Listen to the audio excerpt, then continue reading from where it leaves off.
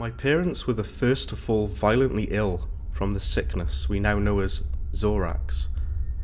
I can vividly recall my father lying on his bed while his muscles spasmed and he choked on his own vomit. I stood at his side, frozen in place and refusing to leave as I held back sobs, his pupils dilating until his entire eye was like an inky blackness. He tried to speak, turning his head upward towards me, but opening his mouth only brought forth another torrent of vomit. I remember saying something, but that detail is lost on me now. I remember staring into his glazed eyes as his shuddering became less pronounced, and he was suddenly very still. I let out a wail and ran into my room, unprepared and unwilling to face the truth. My mother was the first to pass, then my older brother, who had just turned 17, and finally my father. I had not considered that I could have caught the disease myself. If it were in fact contagious, I had just thought myself lucky, though tragically lucky. I fell asleep in the corner, huddled in a blanket that previously kept my mother warm. Her perfume made the putrid aroma somewhat tolerable, perhaps just enough so that I could drift off. I remember a persistent banging, a series of muffled inquiries from the opposite side of my locked door. They were shouting for survivors, looking fervently for anyone who was still alive, despite the breakout. I rushed to the door and unlocked it to face what I would have come to identify as the day crew. The day crew's faces were obscured by large gas masks filtered with some sort of capsule on either side of their cheeks. Their breathing was slow and monitored. Their voices were nearly impossible to hear over the mechanical wheezing. They were covered from head to toe in black regulation hazmat material, with orange text reading "Day Crew" on their backs. They ordered me out into the main hall, where I managed to catch sight of 14 other children around my age, being told directions and filled into a lineup. Once the entire group had been examined, we began our trek out into the streets, which was a vision of chaos and destruction. We had heard the noises of looting and desperation from our homes, but we hadn't ventured off into the outside world for weeks, for fear of catching the sickness ourselves. There were even more day crew that were burning the bodies that had fallen to the streets, trying to purge the earth as they kept their distance from the resulting fumes. We were silently ushered into the back of a large truck that took us south, away from the cities and suburbs and into the dense growth of the forest. When the van came to a screeching halt, the doors swung open to reveal more day crew, who ushered us out into the forest clearing. We were interrogated about our exposure to anyone with XoRax, and if we felt any symptoms like nausea or vertigo. Though we had all witnessed our family members falling ill, and had tried in vain to treat them, we were all perfectly fine in any physical sense. The day crew initially told us that they were perplexed about our immunity to the sickness, as anyone who came into contact with it was sure to fall ill just hours later. It was a shock to see that some of us had been living this nightmare for weeks on end. As they administered more tests and asked more questions, however, we were told that the immunity was tied with a hormone cell that the disease was using to compromise the immune system. And since we were all too young to have properly developed it, the disease was unable to make us fall ill. We were told that the day crew wanted to study us, that we would live under the cover of the forest in quarantine. They would hope to extract a cure from our group that could be used to heal the world and rid it of XoRax disease. They tried their best to sound positive in light of the situation, but it was obvious that even they were doubtful of their efforts, and that there was no guarantee for any of their tests to follow through. Still, they kept the mood optimistic, and promised us that they would save countless lives with our efforts. They built a secluded village in the woods, providing us each with a makeshift house carved into tree trunks around the area. I was led to a simple tree house that had a single bed on the far end, and a table in the middle. We were told that first thing the next morning, we were going to have our blood taken, so we weren't allowed to eat anything until then. I was fine with that.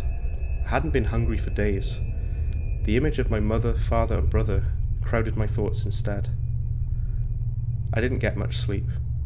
The forest was chirping with crickets, and the muffled bickering of the night crew kept me up into the early hours. We were woken the next day and filed into a single lineup to have blood taken. While the needles were prepared for us, we were told that we would have to receive a vaccination that would prevent us from going through puberty to reserve the hormone that might lead to a cure. It was never elaborated on at the time that we would never be able to grow up or have children, but it was unlikely to live beyond the first few hours of infection, never mind the next few years, so our adulthood was seen as a necessary sacrifice. This continued for a few weeks. We would continue to receive vaccinations and assured that a cure would soon arise, but times were getting desperate. I took to listening in on the muffled conversations of the night crew during the night. It became easier to make out what they were saying over time as they sat beneath my bedroom window next to a crackling fire. I discovered that our encampment was only one of many in the surrounding area, and that they deduced that XoRax originally came from the sea to the west. They passed around horror stories of the people that lived by the shore that were hit the worst, that they had gone completely pale and that they began to sprout growths out of their elbows, hips, and toes. They had to be kept constantly hydrated or else their skin would begin to flake and peel.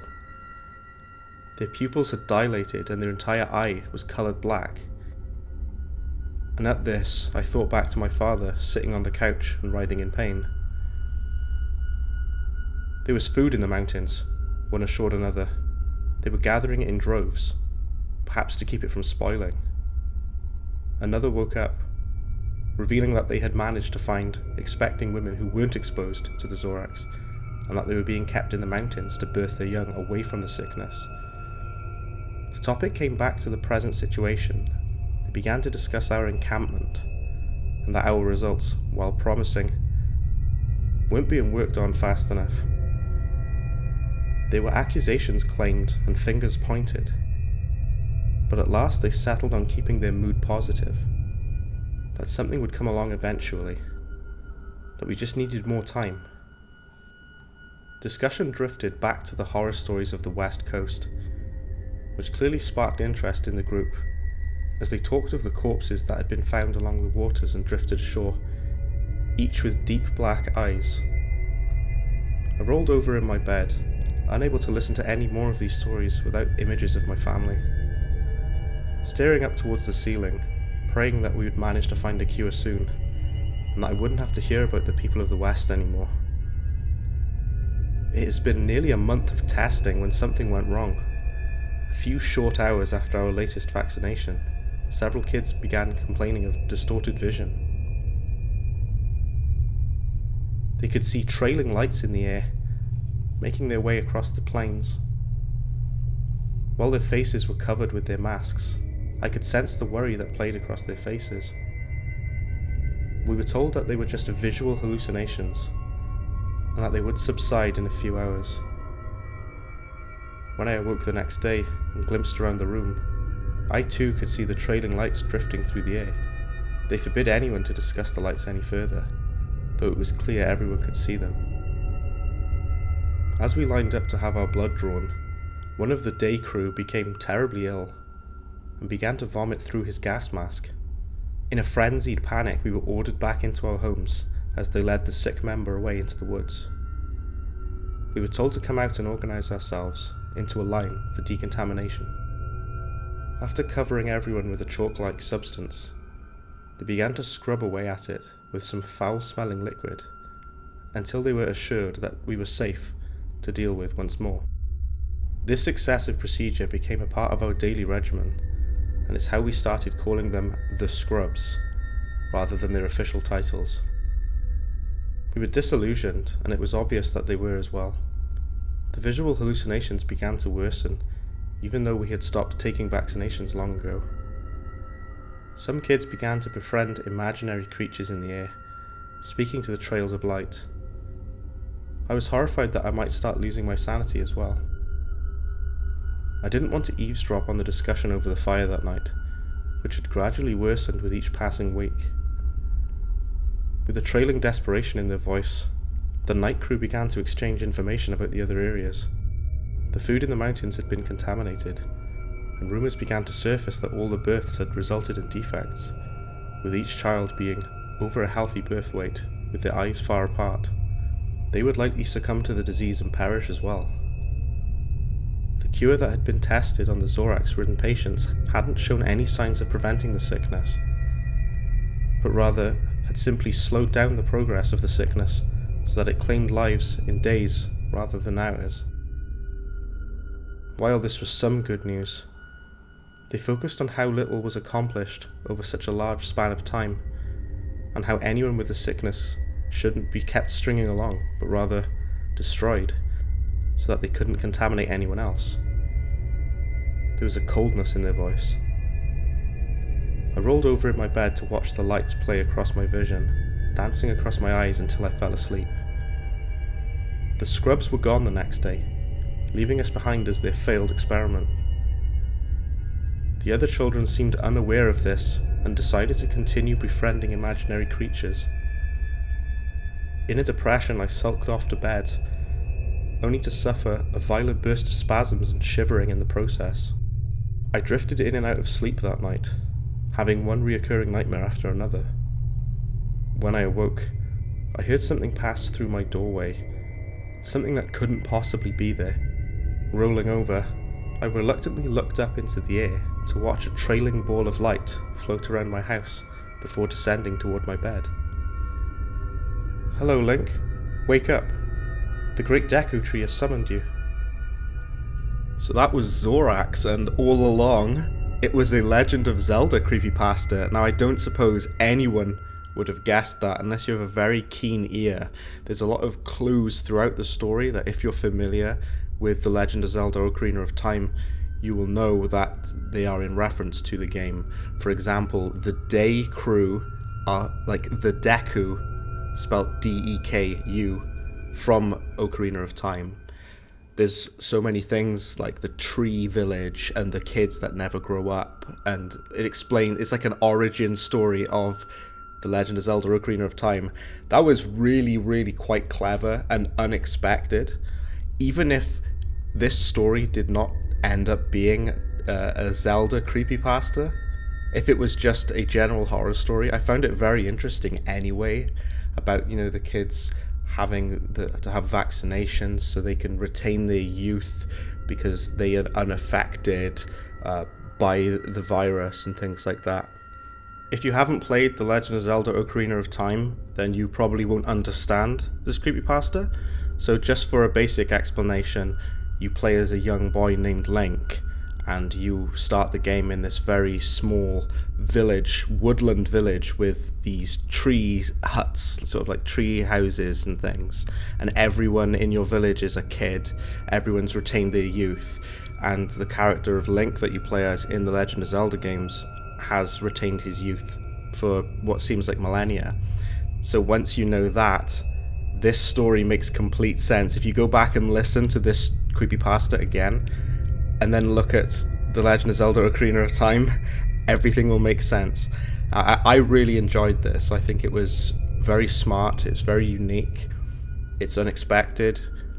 I'm still classifying it as a video game creepypasta, even though it technically wasn't, because it wasn't specifically about a game, but it relates to The Legend of Zelda: Ocarina of Time at the end, and it's essentially a prequel to Ocarina of Time and how this village got the way that it was, why there are kids in the village, why Link never grows up, and I love all of that stuff. I think it's just such a unique story. I've never read a creepypasta of a game like this before, and I hope you guys enjoyed it.